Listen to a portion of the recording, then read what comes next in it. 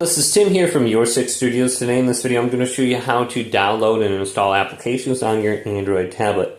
So we're looking for the Google Play Store. So you can see the symbol for it. It's going to be like a triangle.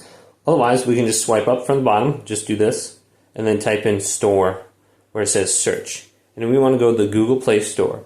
This is how we're going to download and install applications. So we can see games right here. Let's go to the second category. This will be our applications.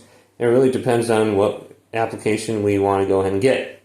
So let's scroll through here and see if we can find anything. Text Now might be something you might want to get. It's a free phone number for calling and texting. That can be useful.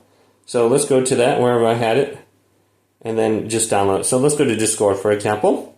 Then all we have to do is go to Install. And this will install to your tablet and it'll be under your app list. So just give it a few moments to download. So it says pending right now. And then it should be added to your app list once it's done. So it's at 76.2% right now. And it's going pretty quick actually. It should be done here momentarily. So it'll say open when it's done. Then we can swipe up. I don't think this will add it to my home screen on here, but we can just swipe up and it should be added to this list.